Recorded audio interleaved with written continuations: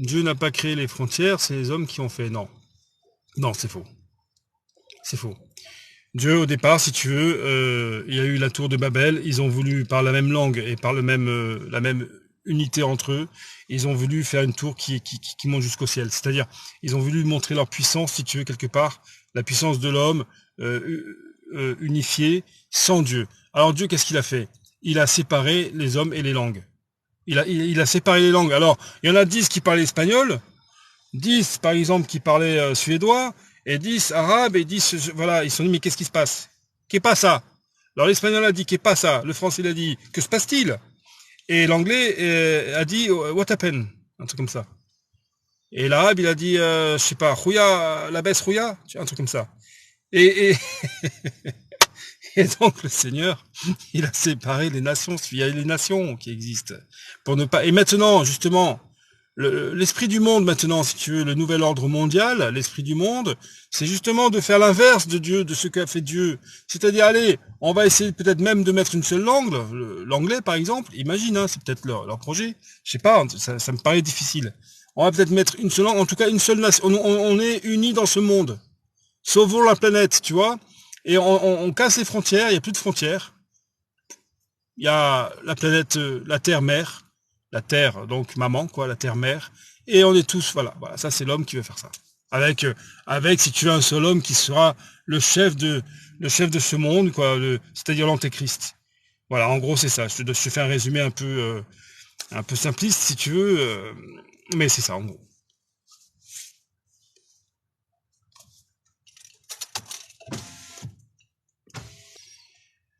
Euh, alors, Dieu appartient aux chrétiens ou aux bouddhistes?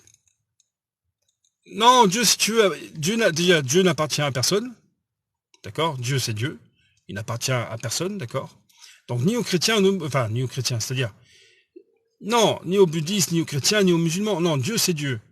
Et par contre, ce qu'il veut, c'est que n'importe quel homme, quand je dis homme, c'est homme et femme, bien sûr, n'importe quel homme et femme sur terre rencontre le Seigneur Jésus.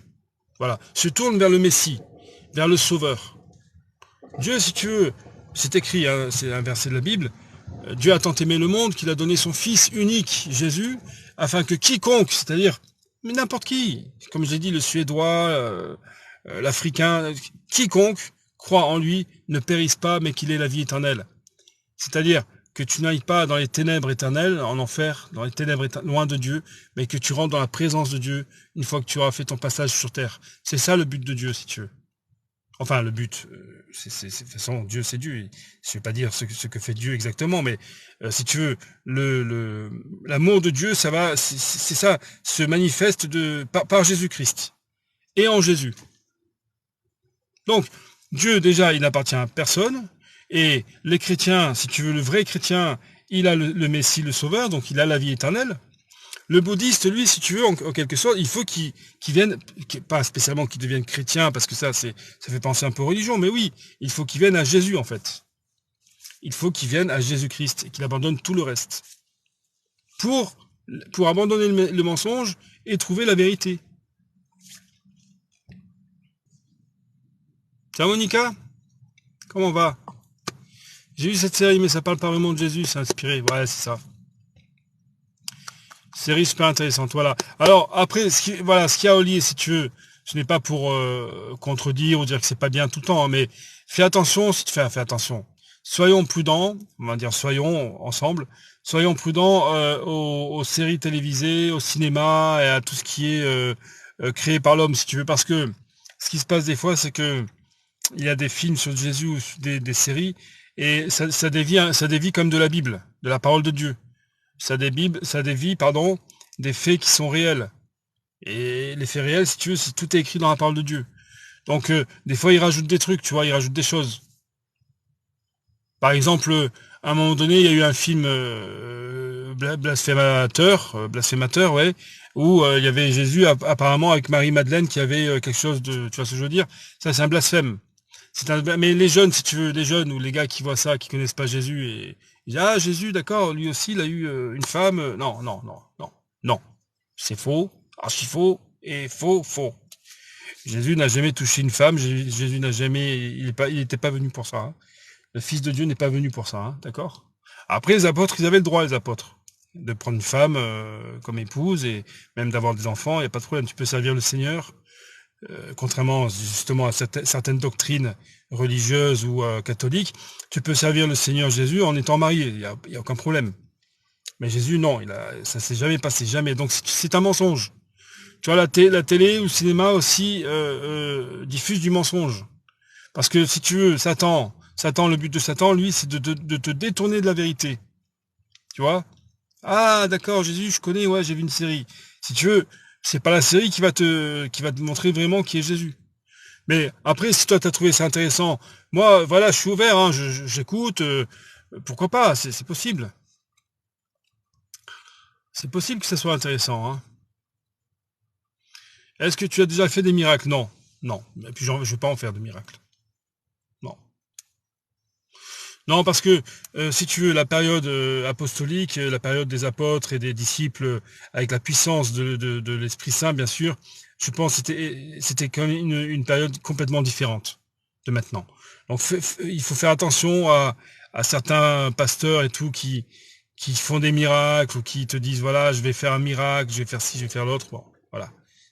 Moi, je fais pas de miracle. Non, non, non, j'ai même pas envie si tu veux. Parce que l'homme, si tu veux, l'homme, le Seigneur même l'a dit, même s'il y a des miracles, l'homme ne croira pas spécialement. Ce n'est pas ça qui va l'amener à la foi en Christ. Ce n'est pas spécialement le miracle. Les hommes vont dire waouh, c'est super la puissance et tout, puis on va lui dire maintenant il faut que tu crois en Jésus, que tu demandes pardon pour tes péchés, que tu changes de vie. Ouais, non, non, non. Par contre, si tu peux refaire un miracle, ça m'intéresserait, tu vois. Bah non. Un passage de la Bible où Jésus dit qu'il est le Fils de Dieu. Bah, le passage qui est clair, en tout cas pour moi, c'est quand à un moment donné, regarde, les pharisiens ont voulu lapider Jésus. Pourquoi? Parce que Jésus a dit qu'il était le Fils de Dieu. Et celui en plus, écoute bien, celui qui disait, donc Jésus c'est sûr, c'était vrai, c'est vrai, mais celui qui disait à l'époque pour les pharisiens, pour les juifs, qu'il était le fils de Dieu, il se faisait en plus égal à Dieu. Non seulement fils de Dieu, mais égal à Dieu. C'est-à-dire que Jésus, c'est le Fils de Dieu, mais c'est aussi Dieu fait chair. D'accord? Voilà. Si tu veux la réponse, c'est ça. Cherche dans la Bible, toi-même, dans la parole de Dieu, quand les pharisiens ont voulu tuer. D'ailleurs, peut-être que quelqu'un peut me donner un frère ou une sœur, est-ce que quelqu'un peut me donner la référence, please? The reference, please. Quand les pharisiens veulent lapider Jésus parce qu'il se fait égal à Dieu. S'il te plaît, Julio, aide-moi, Julio. J'ai besoin de toi, frère. Alors, heureusement qu'il y a Allah guide qui il veut et égare qui il veut. Ouais, c'est ça. Bah, d'ailleurs, tu devrais te poser la question. Est-ce que tu n'es pas égaré, toi? T'es croyant. Ça fait 1 heure que je parle de Jésus, enfin, on va dire une bonne demi-heure, et là, il arrive, il me dit, t'es croyant? Ouais, un peu, ouais. Je crois en Jésus, mon ami. En Jésus, le Fils de Dieu. Mécréant. Ah, virage. Ah, c'est sympa. Moi, j'aime bien parce qu'il y a des gars, ils arrivent comme ça. Regarde. Écoutez un peu le truc, les paroles d'amour. Virage, Auteuil, il arrive et me dit Allah ou Akbar. Bon, d'accord, s'il veut, je sais pas. Et en dessous, il m'écrit encore un truc, mécréant. Sympa, c'est sympa. Ouais, ça me donne envie, ça te donne envie de les aimer en fait. Leur façon de te parler, tu vois, Virage Auteuil, là, comment tu t'appelles? Comment il s'appelle lui? Il n'a pas de prénom. Parc des Princes, d'accord, il aime le foot, Neymar et tout, bon, ok. Ok, il a le droit, c'est pas une maladie. Bon, mécréant, il me dit, sympa, ça me donne vraiment envie de connaître un peu plus les musulmans. Ah ouais, ça me donne vraiment envie de lire le Coran. Ah, c'est pas grave. Dis-moi ce que tu veux, t'inquiète pas. Ah, Jean 10, 33. Ça ne m'atteint pas, mon ami, ça ne m'atteint pas parce que Jésus est le Fils de Dieu, Jésus est le Messie, Jésus est le Sauveur, Jésus est mort sur la croix, ce n'est pas Judas qui est mort sur la croix, ça c'est du blabla, d'accord? Jésus est mort sur la croix, il est ressuscité, Jésus est vivant. Tu peux me dire, mécréant, tout ce que tu veux, t'inquiète pas, j'ai la vie éternelle. Moi, en tout cas, j'ai la vie éternelle. Ça, c'est sûr. Julio, mon frère aussi, mes frères et sœurs aussi, on a la vie éternelle en Jésus-Christ. Toi, pour l'instant, toi, sérieusement, tourne-toi vers Jésus et vraiment le vrai Jésus, pas Isaac, il a été enlevé sans passer par la croix. Parce que celui qui enlève la croix de Jésus, si tu veux, comme vous le faites par exemple, eh bien, tu enlèves le salut des hommes. Tu enlèves le salut des âmes, donc c'est impossible. C'est pas possible. D'accord? Et c'est le sang de Jésus qui peut te purifier de tout péché.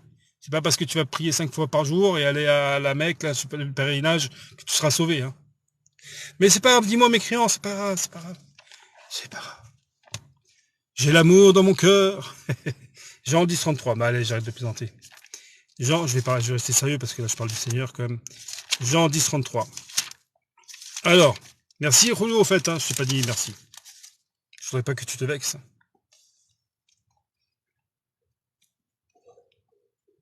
Voilà, voilà, voilà. Alors là, il s'adresse aux pharisiens, d'accord? Voilà. Les Juifs, je commence au 24. Non mais c'est intéressant, hein, c'est super. Les Juifs l'entourèrent et lui dirent, jusqu'à quand tiendras-tu notre esprit en suspens? Si tu es le Christ, c'est-à-dire le Fils de Dieu, le Messie, quoi. Si tu es le Christ, dis-le nous franchement. Jésus leur répondit, je vous l'ai dit et vous ne croyez pas. Les œuvres que je fais au nom de mon Père rendent témoignage de moi. C'est ça les œuvres, tu vois, tout ce qu'il a fait, le Seigneur, y compris les miracles, la puissance de Dieu et toutes ses œuvres. Rendent témoignage de moi. Mais vous ne croyez pas parce que vous n'êtes pas de mes brebis. Mes brebis entendent ma voix, je les connais et elles me suivent. Je leur donne la vie éternelle et elles ne périront jamais. D'accord? Apparemment, pour un mécréant, c'est quand même bien. D'avoir la vie éternelle, je trouve, c'est... Et personne ne les ravira de ma main. Mon Père, qui me les a donnés, est plus grand que tous, et personne ne peut les ravir de la main de mon Père. Moi et le Père, nous sommes un. Tu te rends compte? Voilà, est-ce que Jésus est Dieu? Toujours la même question. Non, Jésus n'est pas Dieu, bah oui. Ouais. Moi et le Père, nous sommes un. Alors les Juifs prirent de nouveau les pierres pour le lapider. Jésus leur dit, je vous ai fait voir plusieurs bonnes œuvres venant de mon Père. Pour laquelle me lapidez-vous? Il a fait que des bonnes œuvres, Jésus. Tu vois la haine contre Jésus, la haine contre Jésus. Les Juifs lui répondirent, ce n'est point pour une bonne œuvre que nous te lapidons, mais pour un blasphème. Parce que toi, qui es un homme, tu te fais Dieu. Voilà. Ensuite, 36. Attention. Celui que le Père a sanctifié et envoyé dans le monde, vous lui dites, tu blasphèmes. Et cela parce que j'ai dit, 2 points, donc c'est Jésus, tiens, c'est la réponse pour montre-moi un seul verset où Jésus dit qu'il est le Fils de Dieu. Voilà. Je suis le Fils de Dieu. Voilà. Là, tu as la réponse. Voilà. Je te redonne, c'est Jean 10, verset 36. Tu peux lire de 22 si tu as 36. Voilà. Non, mais vous ne voulez pas croire. Vous ne voulez pas croire, ça vous dérange, je ne sais pas pourquoi. Ce terme de fils de Dieu, ça vous rend fou. Non, il faut dire la vérité, ça les rend fous, les gars. Dieu n'a pas de fils, Dieu n'a pas de fils. Mais Dieu, il fait ce qu'il veut. Dieu fait ce qu'il veut. Dieu, par sa puissance, par son esprit et par son amour, il a envoyé son fils Jésus-Christ. Je te le dis, Jésus, c'est le fils de Dieu. Je ne peux pas dire autre chose, je ne vais pas essayer d'être sympa puisque je dis la vérité. C'est tout, c'est comme ça. Vous ne comprenez pas, avec votre côté charnel et sexuel, là, un peu, que ça vous perturbe, je sais pas, il y a un problème. Vous ne comprenez, certains ne comprennent pas que Dieu, par sa puissance, par la puissance de son esprit, il a mis, si tu veux, Jésus était dans le sein S-E-I-N, pas le sein, la mamelle, mais le sein S-E-I-N de Marie, c'est-à-dire dans le ventre de Marie. Mais non, non, pas possible. Ah, ok, qu'est-ce que je te dis, moi? Jésus, c'est le Fils de Dieu, c'est tout. Bon, après, s'il y a des musulmans ou autres qui s'en vont, qui pensent que... salut les gars, on vous annonce la vérité. Les chrétiens, nous vous annonçons la vérité. Voilà, c'est tout. Hein. Je peux pas dire autrement. Jésus, si tu as vécu tout comme un homme, quoi. Les tentations, la faim, la soif, sans commettre de péché, bien sûr. Sans commettre de péché. Aucun péché en Jésus, aucun péché. Ni dans les paroles, ni dans les pensées, ni dans le verbe, ni dans le comportement, aucun péché. C'est ça qui est magnifique. C'est ça qui est beau. C'est pour cela que je reprends le passage de la croix. Quand on dit que Jésus est mort sur la croix pour effacer les péchés, c'est parce que lui, justement, n'a commis aucun péché. Donc, il s'est fait, si tu veux, sur la croix, il s'est fait pécher à ta place, quelque part, tu vois. Il a pris sur la croix tous tes péchés. Quand tu viens à Jésus-Christ, puisque lui n'a commis aucun péché, toute la colère de Dieu, si tu veux, s'est abattue sur Jésus, sur son Fils, pour ne pas que toi, justement, que tu périsses. Pour ne pas que toi, tu ailles en enfer, justement, que tu périsses éternellement dans les ténèbres de l'enfer et dans le feu, quoi. Bon, je ne vais pas rentrer dans ces détails-là. C'est en tout cas, ce qui est important, c'est que toi, si tu veux, en Jésus-Christ, tu peux rentrer dans le paradis de Dieu, dans la présence de Dieu. C'est ça qui est magnifique. C'est parce que moi, ça me donne envie de pleurer, quoi. Parce que Jésus n'a commis aucun péché. Aucun. C'est ça qui est beau. Dieu fait chair parmi nous, et qui est mort sur la croix par amour. Mais voilà, après il y en a qui disent non, mais si, mais non, ben il n'y a pas de mais avec Dieu, il n'y a pas de mais. Il y a oui Seigneur, je veux croire, oui Seigneur, je me repens de mes péchés et je viens à Jésus, il n'y a pas de mais. À force de se dire oui, mais, non, mais, ben tu vas passer à côté du salut en fait. Non mais, c'est pas pour Olier que je dis ça. Tu vas passer à côté du salut éternel. Ah oui, mais si, non, mais, il n'y a pas de mais. On te dit que Jésus, si tu veux, on vous dit que Jésus est mort sur la croix pour effacer vos péchés. Venez à Jésus-Christ, venez à Jésus, c'est gratuit en plus. Prenez de l'eau, prenez à manger, c'est gratuit. La vie éternelle, c'est un don, c'est par la foi, tu n'as pas à faire. C'est gratuit, mon ami, gratuit. Je sais pas ce qu'il vous faut de plus. Tu peux pas, de toute façon. Il n'y a pas plus. Il n'y a pas plus. Il n'y a pas plus que ça, que la grâce de Dieu, imméritée en plus. Dieu ne nous doit rien, mais il n'y a pas plus que l'amour de Jésus. C'est impossible.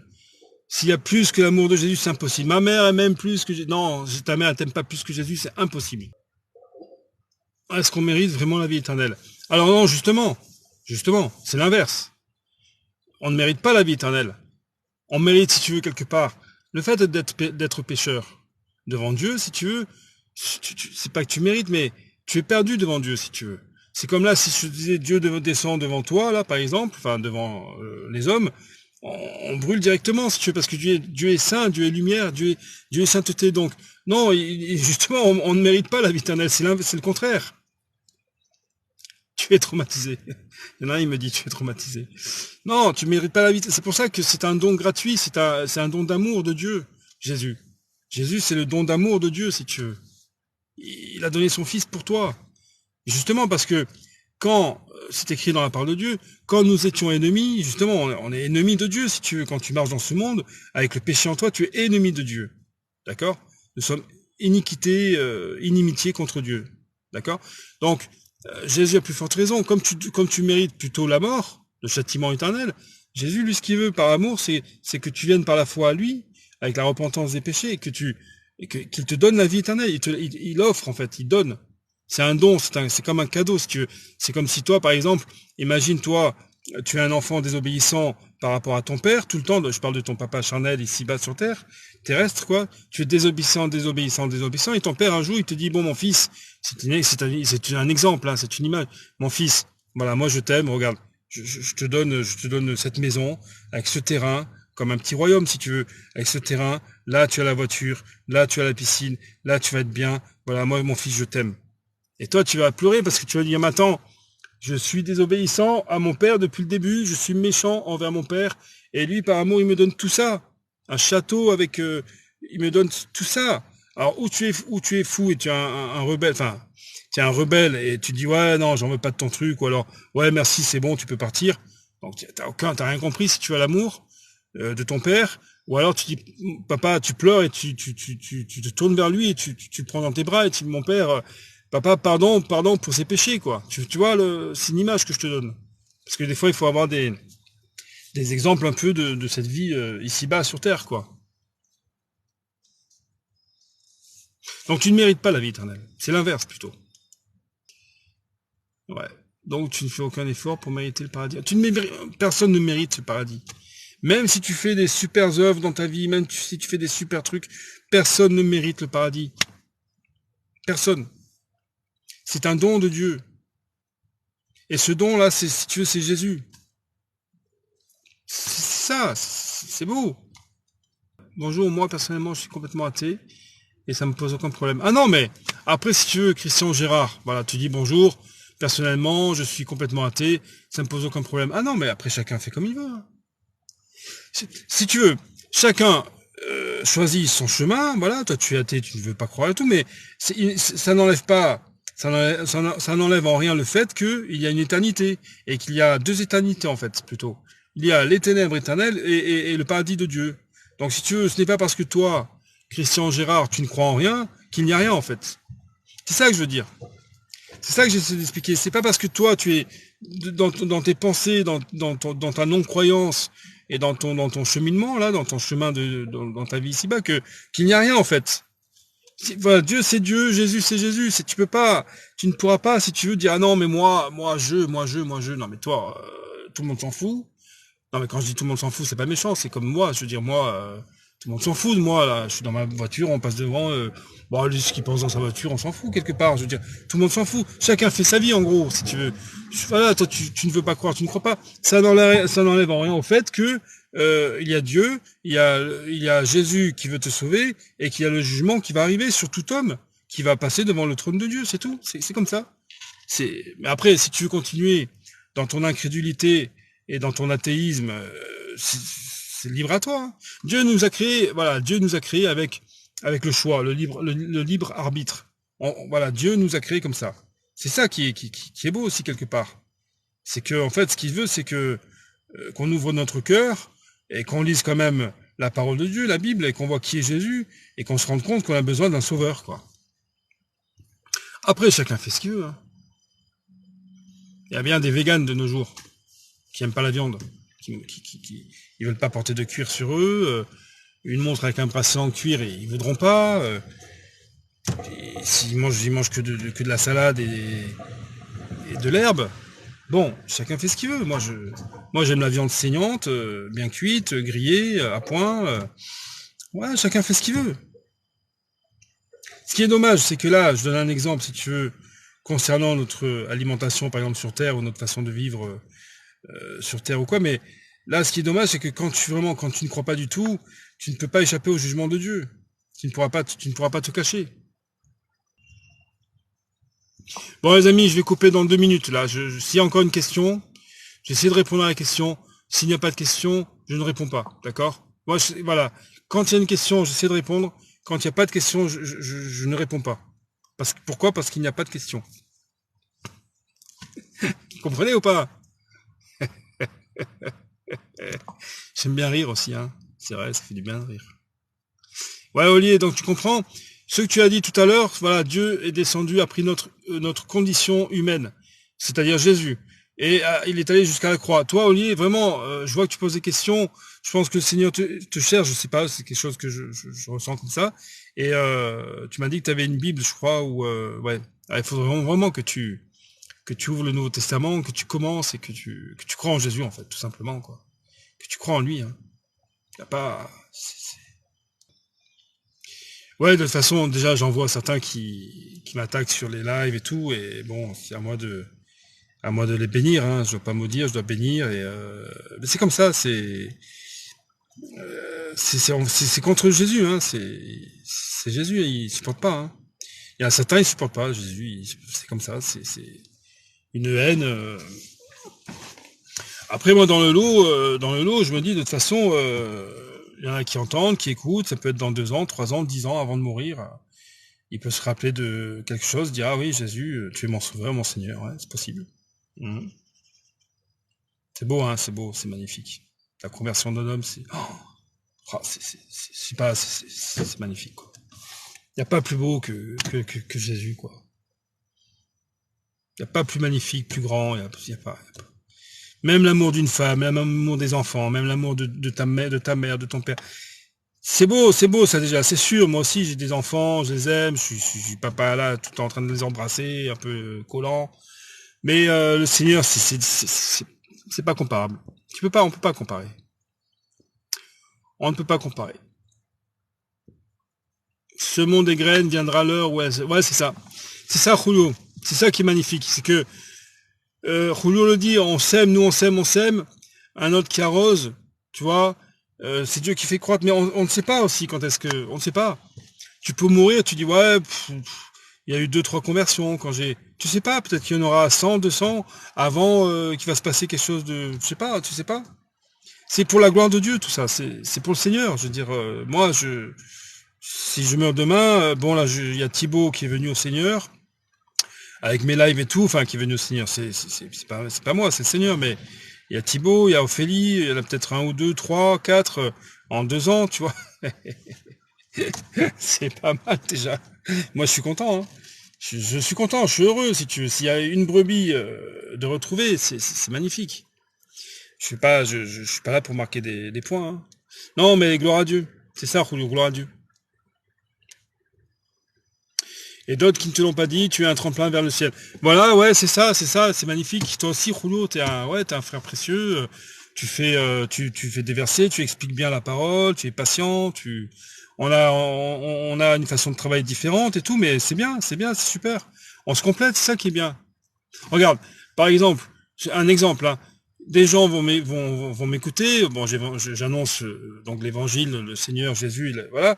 Après, ils vont aller voir Julio ses vidéos et il aura des explications parce que Julio explique bien aussi des passages de la parole de Dieu. Il prend le temps, il connaît bien, il recherche ici et l'autre. Il met plusieurs versets, enfin, il t'explique bien. Donc la personne avec, tu vois, après il va avoir encore un autre frère ou une autre sœur qui va faire un autre TikTok. Et le Seigneur, il travaille comme ça. Le Seigneur, c'est le plan de Dieu.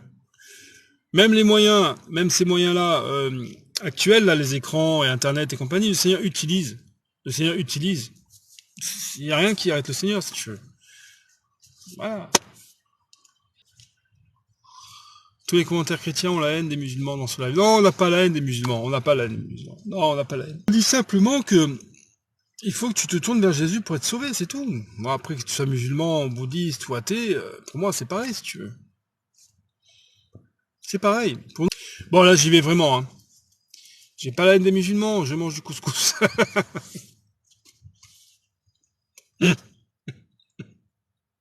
Ça, c'est Julio, ça. Ça, c'est Il a toujours le truc, tu sais. Je sais pas.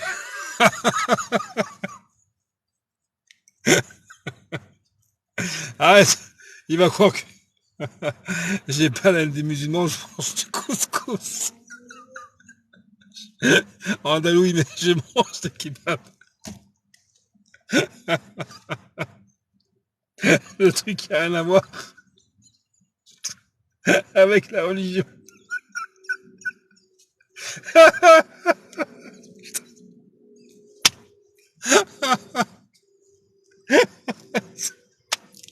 Putain, vous m'avez tué.